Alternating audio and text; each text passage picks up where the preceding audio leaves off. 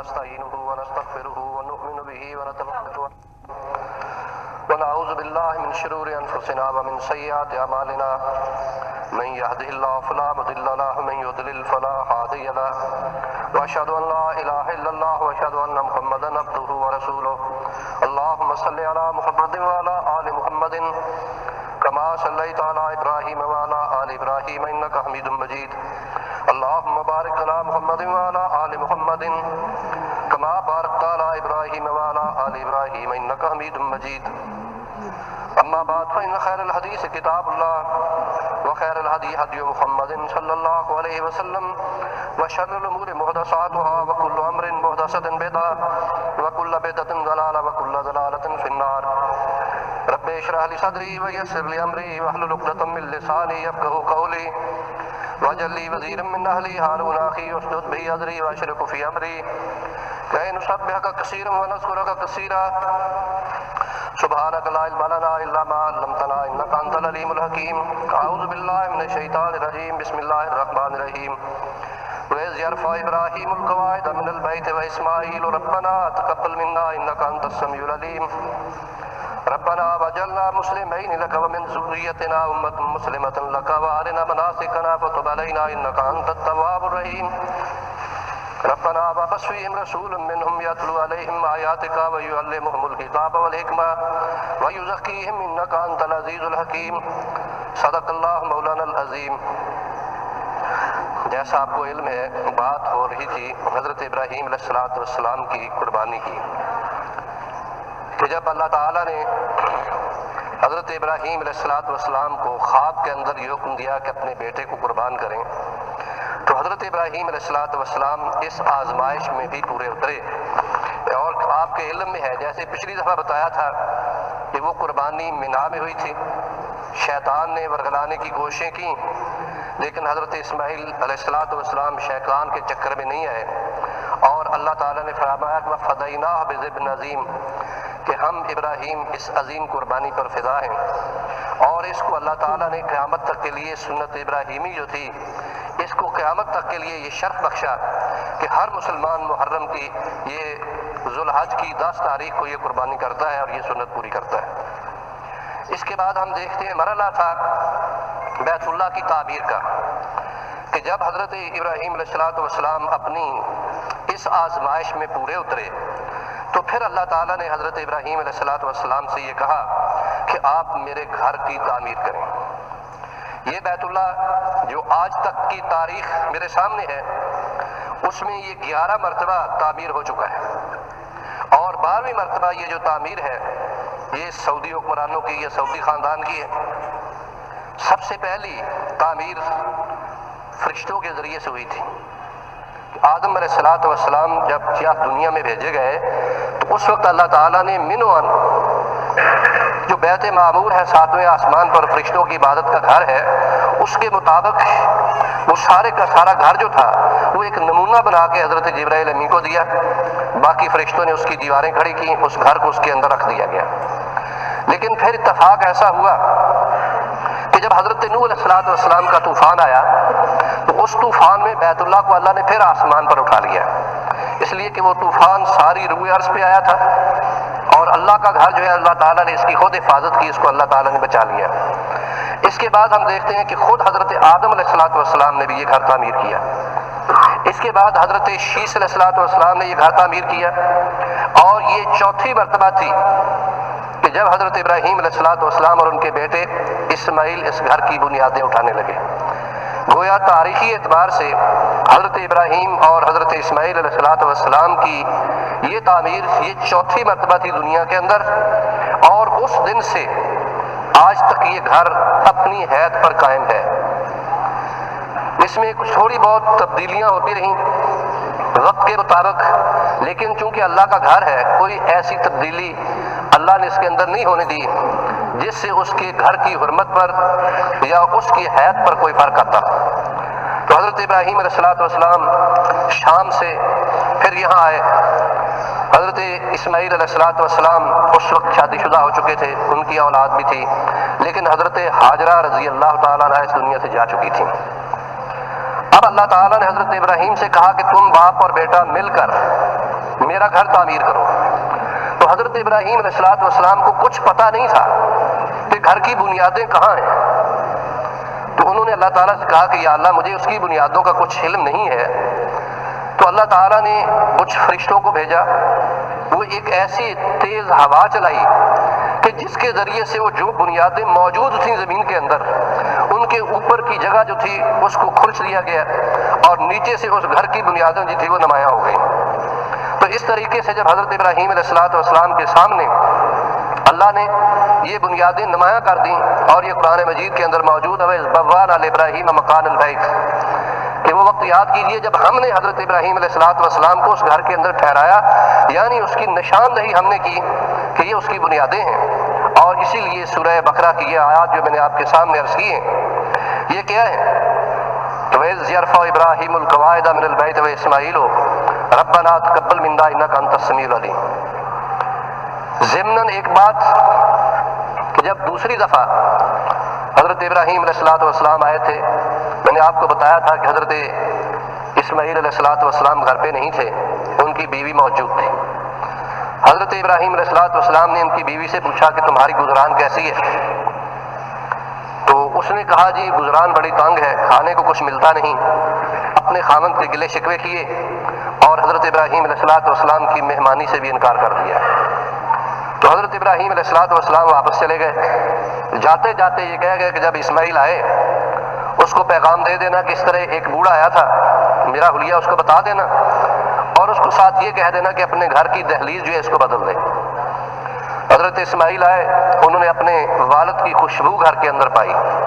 یہ باتیں میں آپ کو کوئی قصے کہانیاں نہیں، صحیح احادیث کی بنیاد پر بتا رہا ہوں۔ حضرت اسماعیل علیہ السلام نے اپنے والد کی خوشبو پائی تو پوچھا کہ تمہارے گھر میں کوئی آیا تھا؟ تو بیوی نے کہا کہ ہاں ایک بوڑھا آیا تھا، اور اس نے کہا تھا کہ مجھے مہمانی کے لیے جو کچھ کھانے پینے کے لیے تو میں نے اسے کچھ نہیں دیا۔ اس نے مجھ سے یہ سوالات کیے تھے، میں نے ان کا یہ جواب دیا، اور جاتے ہوئے وہ یہ کہہ گیا ہے کہ اپنے گھر بھی عتبۃ البیت کہ اس کو تبدیل کر دینا۔ تو حضرت اسماعیل نے کہا کہ پھر وہ میرے والد تھے، تو نے اس کے ساتھ زیادتی کی ہے، وہ کہہ گیا کہ میں تجھے طلاق دے دوں۔ تو حضرت اسماعیل علیہ السلام نے ان کو طلاق دے دی۔ اتفاق ایسا ہوا کہ پھر دوسری دفعہ حضرت اسماعیل نے دوسری شادی کی، اس وقت بھی حضرت اسماعیل گھر پہ نہیں تھے۔ تو انہوں نے حسب دستور آ کے پوچھا بھائی تمہاری گزران کیسی ہے، خاوند کیسا ہے، تمہارے ساتھ کیا سلوک ہو رہا ہے، تمہیں دودھ کھانے پینے کو ملتا ہے، کیا چیزیں ملتی ہیں کھانے پینے کو؟ تو بیوی بڑی صابرہ شاکرہ تھی، اس نے کہا کہ اللہ کا فضل ہے، گوشت ملتا ہے، مجھے پھل ملتے ہیں، دودھ ملتا ہے۔ اور اس پر اس نے حضرت ابراہیم علیہ السلام کی خدمت کی، بلکہ احادیث میں ہے کہ حضرت اسماعیل کی بیوی نے ان کے سر کو نہلایا، دیکھا کہ وہ غبار پڑا ہوا ہے، سفر سے آئے ہیں، ان کی خاطر تواضع کی۔ تو جاتے ہوئے حضرت ابراہیم علیہ السلام پھر وہ جملہ کہہ گئے کہ جب اسماعیل آئے اس کو میرا سلام کہنا، اس کو بتا دینا کہ ایک حلیے کا آدمی آیا تھا اور وہ یہ کہہ گیا ہے کہ اپنے گھر کی دہلیز کو لازم پکڑنا، اس کی حفاظت کرنا۔ حضرت اسماعیل تشریف لائے، پوچھا گھر کے اندر سے میرے والد کی خوشبو آ رہی ہے۔ تو بیوی نے بتایا کہ اس طرح ایک بوڑھا آیا تھا، نیک آدمی تھا، میں نے اس کی مہمانی کی تو اس نے میرے حق میں دعا کی۔ وہ دعا کیا تھی یہ بھی اس قرآن مجید کے اندر لکھی ہوئی ہے۔ وَإِذْ قَالَ إِبْرَاهِيمُ رَبِّ اجْعَلْ هَٰذَا بَلَدًا آمِنًا وَارْزُقْ أَهْلَهُ مِنَ الثَّمَرَاتِ مَنْ آمَنَ مِنْهُم بِاللَّهِ وَالْيَوْمِ الْآخِرِ قَالَ وَمَنْ كَفَرَ فَمَتِّعْهُ قَلِيلًا ثُمَّ اضْطَرَّهُ إِلَىٰ عَذَابِ النَّارِ وَبِئْسَ الْمَصِيرُ۔ اس کے آگے وہ آیتیں شروع ہوتی ہیں کہ وَإِذْ يَرْفَعُ إِبْرَاهِيمُ الْقَوَاعِدَ مِنَ الْبَيْتِ وَإِسْمَاعِيلُ۔ تو حضرت ابراہیم علیہ السلام نے ایسی صابرہ شاکرہ اپنی بہو کو دعا دی اور ساتھ یہ بھی اشارہ دے دیا۔ تو جب تیسری دفعہ پلٹ کے حضرت ابراہیم اللہ کے گھر کی تعمیر اٹھانے کے لیے آئے تو اتفاق ایسا ہے کہ یہی بیوی حضرت ابراہیم علیہ السلام کی خدمت میں پیش تھی۔ اب جب وہ بنیادیں جو تھیں نمایاں ہو گئیں تو باپ بیٹا جو تھے ایک معمار بن گیا، ایک مزدور بن گیا۔ پتھر اٹھا اٹھا کر حضرت اسماعیل لاتے تھے اور حضرت ابراہیم علیہ السلام ان کو بنیادوں کے اوپر جو ہے وہ چنتے چلے جا رہے تھے۔ یہ قرآن کہہ رہا ہے وَإِذْ يَرْفَعُ إِبْرَاهِيمُ الْقَوَاعِدَ، بنیادیں حضرت ابراہیم نے نہیں رکھی، بنیادیں اٹھائی ہیں، یعنی بنیادوں کے اوپر تعمیر کی ہے، وہ باپ اور بیٹے نے کی ہے، دونوں نے مل کر۔ اور اللہ فرماتے ہیں کہ ساتھ ساتھ یہ دعائیں بھی مانگتے تھے کہ ربنا تقبل منا انک انت السمیع العلیم، اے اللہ تو اس خدمت کو ہم سے قبول کر لے کہ بے شک تو سننے والا جاننے والا ہے۔ ربنا وجعلنا مسلمین لک، یا اللہ تو ہم دونوں کو اپنا مطیع اور فرما بردار بنا لے،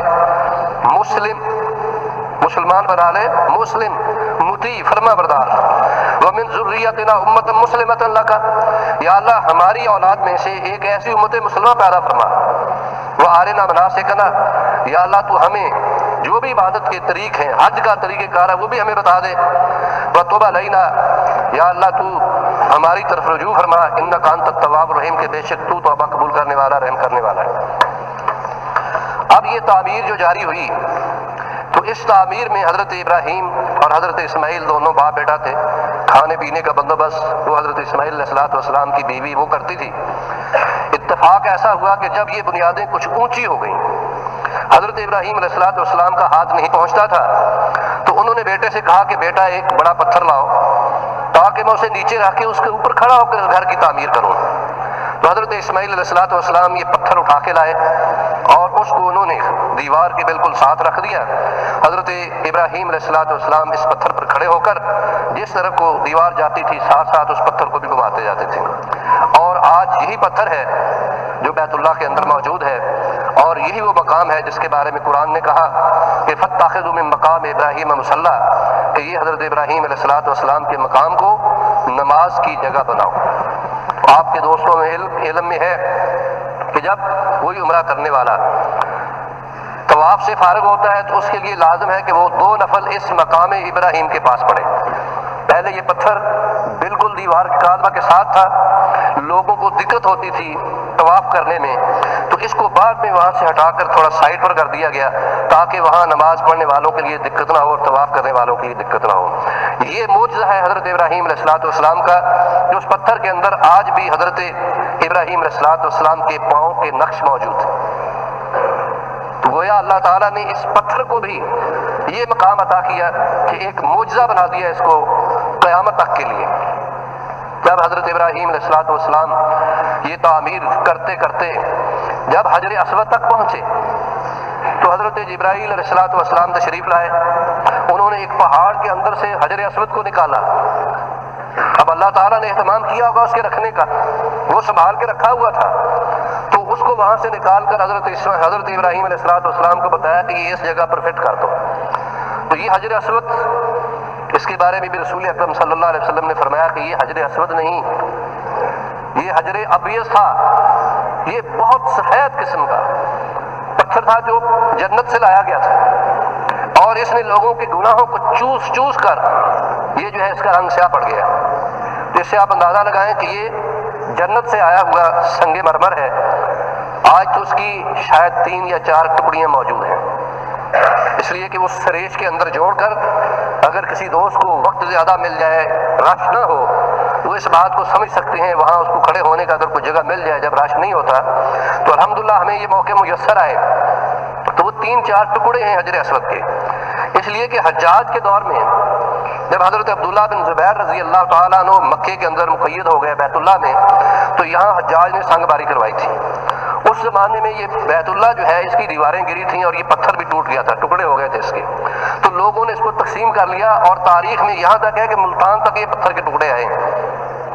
تو بہرحال اللہ تعالیٰ نے اس کو جیسے بھی محفوظ رکھا۔ حضرت ابراہیم علیہ السلام کے دور کی بات ہے کہ اللہ تعالیٰ نے جبرائیل کو حکم دیا، انہوں نے ایک پہاڑ کے اندر سے یہ پتھر نکالا اور لا کے حضرت ابراہیم علیہ السلام کو گائیڈ کیا کہ اس پتھر کو اس مقام پہ نصب کیا جائے۔ تو اس طریقے سے گویا حضرت ابراہیم علیہ السلام اور حضرت اسماعیل علیہ السلام نے اللہ کے گھر کی یہ تعمیر کی۔ اب اس سے آنورڈ باقی باتیں چلیں گی کہ باقی میں ضمناً آپ کو یہ بتا دوں کہ حضرت اسماعیل علیہ السلام کے بعد یہ امالکہ ایک مکے کے رہنے والے لوگ تھے جو رسول اللہ علیہ وسلم کے جد امجد میں بنتے ہیں اور حضرت اسماعیل علیہ السلام کی اولاد بنتی ہے۔ انہوں نے اس بیت اللہ کو تعمیر کیا تھا۔ چانس یہ ہے کہ بعض اوقات ایسا ہوتا رہا ہے کہ جب مکے میں زیادہ بارش ہوتی ہے، جس دوستوں کو یہ زیارت نصیب ہوئی ہے وہ دیکھ سکتے ہیں کہ پہاڑ سب سائڈوں پر بلندی پر ہیں اور یہ گھر ان پہاڑوں کے درمیان میں ہے، تو جب سیلاب زیادہ آ جائے بارش کا تو پانی بیت اللہ میں رش کرتا ہے۔ تو اس رش کرنے سے ہوتا یہ ہے کہ بیت اللہ کی دیواریں گر جاتی ہیں اگر زیادہ سیلاب آ جائے بارش میں۔ تو پھر وہ تعمیر بھی کرنی پڑتی ہے.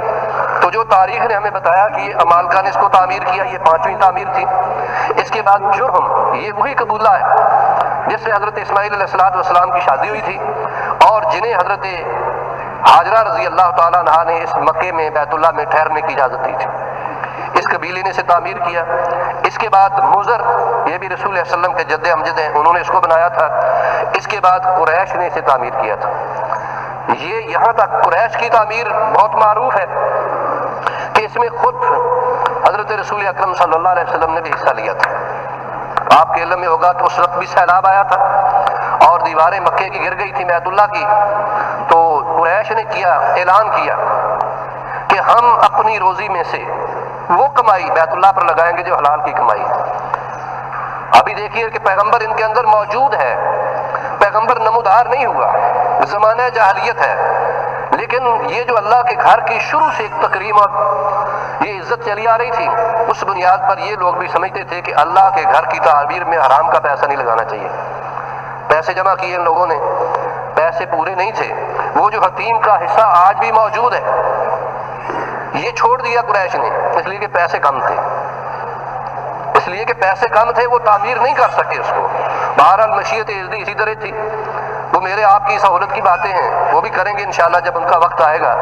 کہ یہ اللہ تعالیٰ کی طرف سے میرے اور آپ کے لیے اس بات کی رخصت اور اجازت تھی کہ آپ بیت اللہ میں 2 نفل پڑھیں، میزاب رحمت کے نیچے کھڑے ہو کر دعائیں مانگیں. اگر یہ بھی تعمیر مکمل ہوتی تو ہمارے جیسے رہ جاتے. ٹھیک ہے، لوگوں کے لیے کھول دیا جاتا ہے بیت اللہ، اندر جا کے بھی نوافل پڑھتے ہیں. تو حضرت عائشہ رضی اللہ تعالیٰ عنہ نے عرض کی سے اللہ کے نبی، میں بیت اللہ میں 2 نفل پڑھنا چاہتی ہوں اندر جا کے. تو ان کو رسول اللہ علیہ وسلم نے یہی فرمایا تھا کہ عائشہ یہ بیت اللہ کا حصہ ہے، یہاں 2 نفل پڑھ لو. تمہاری قوم کے پاس پیسے نہیں تھے، وہ انہیں تعمیر نہیں کر سکی تھی اسے. اور اس تعمیر میں آپ کے علم میں ہے کہ رسول اللہ علیہ وسلم چھوٹے تھے اگرچہ، لیکن اس دور میں آپ امین اور صادق مشہور ہو چکے تھے.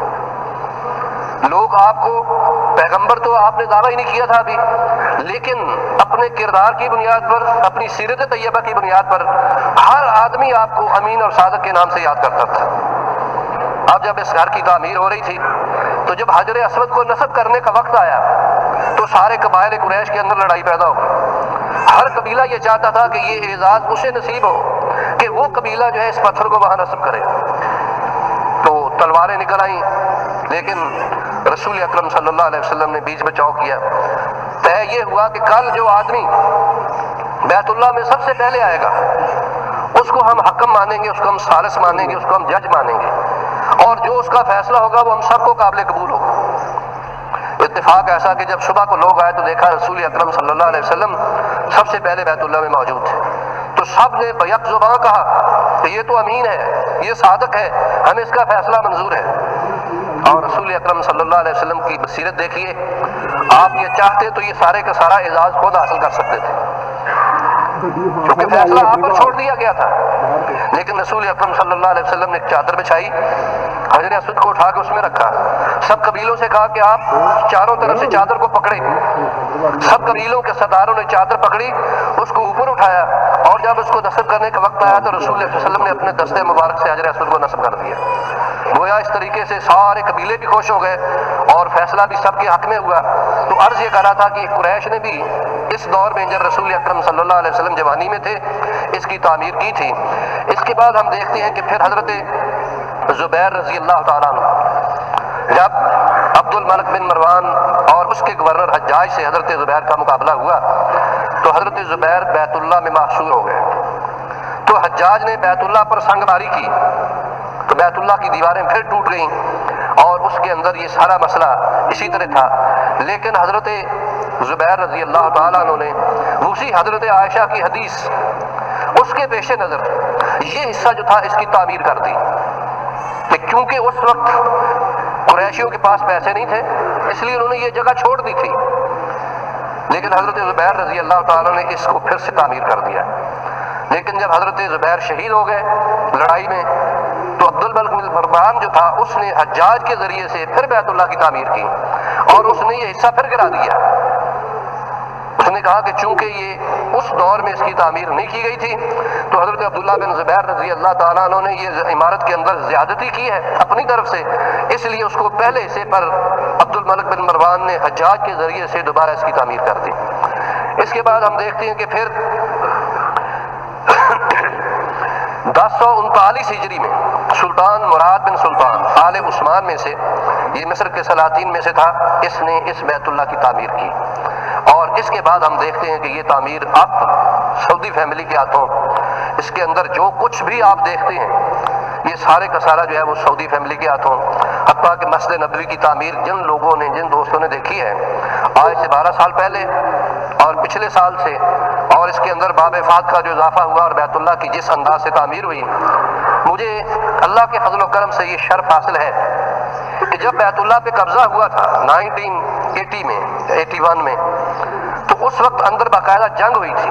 جوہمان اور اس کی پوری پارٹی جو اسلحہ لے کر بیت اللہ میں داخل ہو گئی تھی، کوئی کہتا تھا اسرائیلیوں نے قبضہ کر لیا، کوئی کہتا تھا ایرانیوں نے قبضہ کر لیا، کوئی کچھ۔ اصل میں وہ سعودیہ کے اندر ہی ایک تحریک تھی جو یہ چاہتی تھی کہ اسلام کو اس کے اصلی اور خالص دین کی طرح جو ہے وہ نافذ کیا جائے۔ اب مغربیت آ رہی ہے، ٹی وی آ گیا ہے، یہ ہے وہ ہے، تو انہوں نے بہرحال ایک سٹنٹ کھڑا کیا تھا کہ اپنے اندر ایک مہدی علیہ الصلوۃ والسلام پیدا کیا، اس لیے کہ مسلمانوں کا عقیدہ ہے کہ حضرت مہدی علیہ الصلوۃ والسلام آئیں گے، بیت اللہ میں آئیں گے، ان کے والد کا نام عبداللہ ہوگا، والد کا نام آمنہ ہوگا، وہ اور حضرت عیسیٰ علیہ الصلوۃ والسلام دونوں مل کر عیسائیوں کے خلاف، یہودیوں کے خلاف جہاد کریں گے، دجال آئے گا، یہ قرب قیامت کی باتیں ہیں۔ تو چونکہ یہ نظریہ ہر مسلمان کے ذہن میں ہوتا ہے تو بہت سے لوگوں نے مہدی بننے کے دعوے بھی کیے۔ تو یہ جوہمان جو تھا، یہ اس کی پارٹی نے بھی یہی کیا کہ جب ہم مینا میں بیٹھے ہوئے تھے تو اس وقت یہ بات ساری مینا کے اندر پھیلا دی گئی کہ جی مہدی علیہ الصلوۃ والسلام پیدا ہو گئے اور وہ عنقریب بیعت لینے کے لیے بیت اللہ میں آئیں گے۔ ان کی جو ایک پلاننگ تھی، پلاننگ یہ تھی کہ پہلی محرم کو سعودی فیملی ساری کی ساری سال کے آغاز میں تبرک لا کے بیت اللہ میں عبادت کرتی ہے۔ تو ان لوگوں کا خیال تھا کہ یہاں شاہ خالد صاحب آئے ہوں گے، ان کے بھائی بھی سارے جمع ہوں گے، تو ان کو یہیں اسلحے کے زور پر پکڑ لیا جائے گا، ان سے لکھوا لیا جائے گا کہ ہم حکومت سے دستبردار ہوتے ہیں۔ لیکن بہرحال یہ اللہ کو جو بھی منظور ہوتا ہے، یہ اسکیم ان کی کامیاب نہ ہو سکی۔ میں بھی بیت اللہ میں 4-5 دفعہ گیا، باہر آیا جب انہوں نے قبضہ کیا تھا تو میں پیچھے پیچھے بھاگتا رہا کہ مہدی صاحب کی میں صورت دیکھ لوں، لیکن مجھے وہ دیکھنی نصیب نہیں ہو سکی۔ تو عرض یہ کر رہا تھا کہ اس وقت بیت اللہ میں باقاعدہ جنگ ہوئی تھی اور ان لوگوں کے خلاف باقاعدہ پختر بند گاڑیوں سے، مروہ کا جو سائڈ پر دروازہ ہے بہت بڑا ہے، یہ ان دروازوں سے ڈبل ہوگا، اس کے اوپر پٹرول چھڑ کے پھر اس کو آگ لگائی گئی، وہاں سے پختر بند گاڑیاں آگے گئیں، تو یہ بیت اللہ کی چھت چھلنی ہو گئی تھی، پنکھے دوسری سب چیزیں، وہ بھی الحمدللہ ہم نے دیکھا اپنی آنکھوں سے کہ سارا جو ہے تن ہم داغ شد امبا کجا نے ہم، کہ گولیوں سے کیا چیز بچتی ہے۔ لیکن ودن 6 منتھ جب ہم ریاض سے دوبارہ عمرے کے لیے آئے تو ہم نے دیکھا کہ اللہ کے فضل و کرم سے کوئی نشان وہاں موجود نہیں تھا۔ اگر ایک پتھر پر اتنی سی کوئی نشان لگا ہے گولی کا، پورے کا پورا پتھر اور پوری سلیب جو تھی وہ بدل دی گئی۔ یہ پنکھوں کا ڈیزائن ایک ہے، اگر ایک پنکھا خراب ہوا تو پورے کے پورے جرمنی سے پنکھے منگا کر نئے لگا دیے گئے۔ تو اب جو شان بیت اللہ کی ہے، بہرحال یہ اللہ تعالیٰ نے ان لوگوں کو توفیق دی ہے کہ انہوں نے مسجد نبوی دوبارہ تعمیر کی ہے، بیت اللہ کے ساتھ جو خدمات ہو رہی ہیں۔ بہرحال یہ بات کی باتیں ہیں، میں نے آپ کو تھوڑا سا تاریخی اعتبار سے بیت اللہ کی جتنی بھی یہ تعمیرات ہوئی ہیں ان کے بارے میں بتا دیا۔ اب بات ہے حضرت اسماعیل علیہ الصلوۃ والسلام اور حضرت ابراہیم علیہ الصلوۃ والسلام نے اللہ کا گھر تعمیر کر لیا۔ اب اللہ کے گھر کو تعمیر کرنے کے بعد دعائیں مانگی جا رہی ہیں۔ دعائیں کیا ہیں کہ ربنا وابعث فیہم رسولا منہم، اے اللہ انہی کے اندر سے کون سے لوگ تھے جو بیت اللہ میں اس وقت رہ رہے تھے، وہ حضرت اسماعیل علیہ الصلوۃ والسلام کی اولاد تھی۔ حضرت اسماعیل علیہ الصلوۃ والسلام کو اللہ نے 12 بیٹے عطا کیے تھے۔ جیسے آپ اندازہ لگا لیں کہ حضرت اسماعیل کے 12 بیٹے ہوں گے تو بیت اللہ کی یا مکے کی آبادی کتنی بڑھ گئی ہوگی۔ اب باپ بیٹا دونوں اللہ کی بارگاہ میں کھڑے ہاتھ اٹھا کے دعائیں مانگ رہے ہیں۔ کیا دعائیں کیا ہو رہی ہیں؟ ربنا وابعث فیہم رسولا منہم یتلو علیہم آیاتک ویعلمہم الکتاب والحکمہ ویزکیہم انک انت العزیز الحکیم۔ اے پروردگار انہی کے اندر سے ان کے لیے ایک رسول بھیج دے، یتلو علیہم آیاتک، جو انہیں تیری آیتیں پڑھ پڑھ کر سنائے۔ یعنی پتہ تھا کہ جی بعد میں اللہ تعالیٰ کی طرف سے یہ آیتیں آئیں گی۔ کچھ شعور تھا حضرت ابراہیم علیہ الصلوۃ والسلام کو کہ میری اولاد کے اندر یہ سلسلہ چلے گا آگے۔ بہرحال دعا ان کی تھی، قبول کرنے والا تھا، مقام بیت اللہ تھا۔ تو جو دوست حج کے لیے جا رہے ہیں، میں یہی تصور دے رہا ہوں کہ وہ اس تصور کے ساتھ جائیں کہ بیت اللہ کے پاس جا کے جو دعا مانگیں گے اللہ تعالیٰ اس کو قبول کرے گا۔ حضرت ابراہیم علیہ السلام اسماعیل کی دعائیں قبول ہوئیں، انہی کے اندر سے ایک پیغمبر اٹھا، اسی بستی میں سے اٹھا، اور وہ اللہ کا فضل و کرم ہم پر ہوا کہ ہم امت مسلمہ قرار پائے۔ یہ جو انہوں نے کہا تھا حضرت ابراہیم علیہ السلام نے کیا کہا تھا کہ ربنا واجعلنا مسلمین لک ومن ذریتنا امۃ مسلمۃ لک، یا اللہ وہ تیری مطیع اور فرما بردار امت ایسی پیدا فرما دے جو تیری مطیع اور فرما بردار ہو۔ سارے حج کے طریقے بھی بتا دیے۔ آج جتنے بھی مناسک حج ہیں یہ سارے کے سارے حضرت ابراہیم علیہ السلام نے جو سیکھے تھے، جو حضرت اسماعیل علیہ السلام نے سیکھے تھے، اور اس کے بعد خود رسول اکرم صلی اللہ علیہ وسلم فرمایا کرتے تھے خذوا عنی مناسککم، بھائی مجھ سے طریقے سیکھ لو حج کے۔ زمانہ جاہلیت کے اندر کچھ باتیں بدل گئیں، ننگے ہو کر بیت اللہ کا طواف ہو رہا ہے اور نیت بڑی صاف ہے کہ یہ ہمارا لباس گندا ہوتا ہے، ہم پلید ہوتے ہیں، تو ننگے ہو کر بیت اللہ کا طواف ہو رہا ہے، نعوذ باللہ من ذالک۔ ترمیمات اور کیا ہوتا ہے جی؟ ان کی نماز کیا ہوتی تھی؟ ما کان صلاتہم عند البیت الا مقام و تصدیہ۔ معذرت چاہتے ہوئے ہمارے سینما گھروں میں پرانی باتیں ہیں، اب پتہ نہیں ہیں یعنی، کیونکہ اب تو یہ دیکھا نہیں گیا کہ سینما گھروں میں کوئی پکچر آتی ہے نا سامنے تو وسلیں، یہ یہاں سے ہونٹ کھینچ کے زور زور کی وسلیں، تالیاں، ہا ہو، یہ بیت اللہ کے اندر ان لوگوں کی نماز ہوتی تھی۔ قرآن کیا کہتا ہے؟ ما کان صلاتہم عند البیت الا مقام و تصدیہ، تو یہ سیٹیاں بجاتے تھے، تالیاں پیٹتے تھے، یہ ان کی نماز ہوتی تھی۔ تو انہوں نے سارے حج کے مناسک جو تھے حضرت ابراہیم علیہ السلام کے زمانے کے سب بدل دیے تھے۔ تو رسول اکرم صلی اللہ علیہ وسلم نے پھر ان کی تجدید کی، اور وہی بیت اللہ جو حضرت ابراہیم اور اسماعیل کی آماجگاہ تھی، جو ان دونوں ہستیوں نے اس کی تعمیر کی تھی، وَإِذْ يَرْفَعُ إِبْرَاهِيمُ الْقَوَاعِدَ مِنَ الْبَيْتِ وَإِسْمَاعِيلُ، وہ کیا کہہ رہے تھے دونوں؟ ربنا تقبل منا انک انت السمیع العلیم، یا اللہ ہم التجا کرتے ہیں کہ ہماری اس محنت کو قبول فرما۔ تو اللہ تعالیٰ نے اس محنت کو کیسے قبول فرمایا؟ یہ اعلان قرآن میں ہوتا ہے کہ ان اول بیت وضع للناس للذی ببکۃ مبارک وہدی للعالمین فیہ آیات بینات مقام ابراہیم ومن دخلہ کان آمنا وللہ علی الناس حج البیت من استطاع الیہ سبیلا ومن کفر فإن اللہ غنی عن العالمین۔ یہ باتیں سورہ حج کی انشاءاللہ آئندہ عرض کروں گا۔ دعا ہے کہ اللہ تعالیٰ ہمیں قرآن و سنت کی معرفت اور عمل کی توفیق عطا فرمائے۔ وآخر دعوانا الحمدللہ رب العالمین، الصلاۃ والسلام علی رسول الکریم۔ انشاءاللہ اگلے جمعے لے کے آؤں گا، اس لیے کہ آج بارش کی وجہ سے میں نے سمجھا کہ حاضری کم ہوگی، تو انشاءاللہ وہ میں سوالات اگلی دفعہ لے کے آؤں گا۔ یہ ایک دوست نے کلوننگ کے بارے میں شرعی نقطہ نظر سے، تو اس بارے میں ابھی ہم خود تحقیق کر رہے ہیں، جب میں خود ایسرٹین کر لوں گا پھر اس پر بات کروں گا۔ اگر استنجا کرنے کے بعد پیشاب کے قطرے خارج ہونے کی شکایت ہو، نماز کی ادائیگی اور تلاوت کلام پاک جائز ہے کہ نہیں؟ دیکھیے بیماری میں یہ سب چیزیں جائز ہوتی ہیں۔ ایک انڈر ویئر یا کوئی ایسا دوسرا کپڑا نیچے باندھنا ضروری ہوتا ہے، وضو کر کے نماز بھی پڑھنی چاہیے، تلاوت کلام پاک بھی کرنی چاہیے۔ نماز مغرب قضا ہونے کی صورت میں عشاء سے پہلے یہ بعد نماز عشاء ادا کرنی ہوگی۔ یہ بہتر یہ ہوتا ہے جتنی جلدی ہو سکے، یہ پہلے بعد کی بات نہیں ہے۔ جب بھی قضا ہو گئی ہے تو جتنی جلدی ممکن ہو سکے، پہلے ممکن ہے پہلے پڑھ لیں۔ اگر مسجد میں آتے ہیں عشاء کی نماز ہو رہی ہے تو جماعت سے نماز پڑھیں، بعد میں قضا کر لیں۔ اسلام میں جادو کا کیا تصور ہے؟ قرآن و حدیث کی روشنی میں بیان کریں۔ اگر اس پر جادو ہو جائے تو اس کا کیا علاج ہے اور اس سے بچنے کے لیے کیا کرنا چاہیے؟ ہمارے معاشرے میں یہ جو پیر اور شاہ بنے پھرتے ہیں، ان کی حقیقت کیا ہے اسلام میں؟ بہت شکریہ۔ یہ جادو پر حق ہے۔ قرآن مجید میں قدم قدم پر جادو کے واقعات، خصوصاً حضرت موسیٰ علیہ السلام کا جادوگروں سے مقابلہ پورا بتایا گیا کہ 70 جادوگر ایک طرف سے، حضرت موسیٰ دوسری طرف سے۔ تو اس اعتبار سے جادو کی حقیقت کو سمجھنا چاہیے۔ جادو کسی چیز کی نیچر اور خلقت کو چینج نہیں کرتا۔ معجزہ جو ہے اس سے خلقت چینج ہوتی ہے جو پیغمبر کو ملتا ہے۔ حضرت موسیٰ علیہ السلام کے ہاتھ میں اگر عصا تھا، رکھتے تھے تو وہ سانپ بن جاتا تھا، اور یقیناً سانپ تھا وہ۔ لیکن جو جادوگر رسیاں اور سوٹیاں لے کے آئے تھے، جب انہوں نے ڈالی تھیں تو وہ سانپ نہیں بنے تھے، ان کی ماہیت خلقت چینج نہیں ہوئی تھی۔ قرآن نے کہا وَسَحَرُوا أَعْيُنَ النَّاسِ يُخَيَّلُ إِلَيْهِمْ أَنَّهَا تَسْعَىٰ، کہ انہوں نے لوگوں کی آنکھوں پر جادو کیا تھا تو لوگوں کو وہ چھڑیاں اور وہ رسیاں سانپ نظر آنے لگیں۔ یہ فرق ہوتا ہے جادو اور معجزے کے اندر۔ جادو ایک علم ہے، برحق ہے، لیکن اس کا کرنا اس کا حرام ہے، تو اس لیے اس کا ہم انکار نہیں کرتے۔ باقی رہی بات کہ اگر جادو ہو جائے یا کیا جائے، اس کا کرنا تو ویسے ہی حرام ہے، وہ آدمی جو ہے وہ واجب القتل ہوتا ہے اگر کوئی اسلامی حکومت ہو. لیکن اگر خدا نخواستہ ایسی صورت نظر آئے تو یہ ہم نے پچھلے 2-3 جمعے کے اندر آپ کے سامنے ایک حرز اعظم تقسیم کیا ہے، اس کا صبح شام پڑھنا وہ اسی صورت میں ہے کہ جتنی بھی بلیات اور آفات انسان پہ آتی ہیں ان سب کے لیے اکسیر ہے، اور اس میں ساری قرآن مجید کی آیات سورہ الحمد سے لے کر والناس تک سلیکٹڈ ورسز ہیں، اور وہ ورسز بھی سارے رسول اکرم صلی اللہ علیہ وسلم کے سلیکٹڈ ہیں. کہ ایک بدو صلی اللہ علیہ وسلم کے پاس آیا، عرض کیا کہ اللہ کے نبی میرے بھائی کے پیٹ میں درد ہے. آپ نے فرمایا کہ درد کیوں ہے؟ اس نے کہا جی اس کو آسیر ہے، جنات اس کو لگے ہوئے ہیں. آپ نے فرمایا اس کو میرے پاس لے کے آؤ. تو وہ ہاتھوں پہ اٹھا کے لایا، اس کو رسول اللہ علیہ وسلم کے سامنے اس نے لٹا دیا.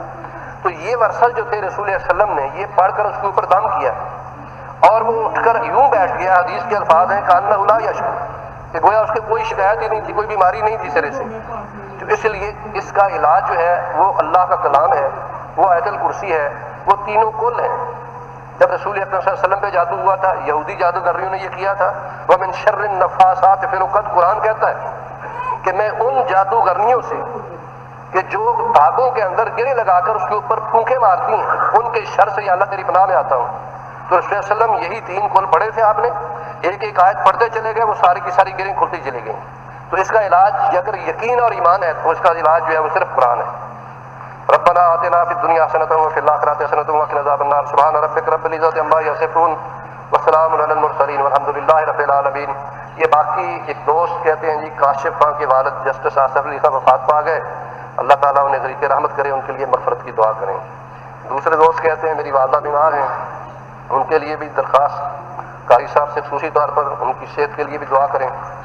اور اس کے ساتھ ایک اعلان یہ ہے کہ ہماری مسجد سے جوتیاں اکثر غائب ہوتی ہیں اور ہر دوسرے تیسرے جمعے، اور اب وہ کام جو ہے وہ ظہر میں بھی آ گیا ہے کہ ظہر کی نماز میں بھی الحمدللہ حاضری خاصی ہوتی ہے.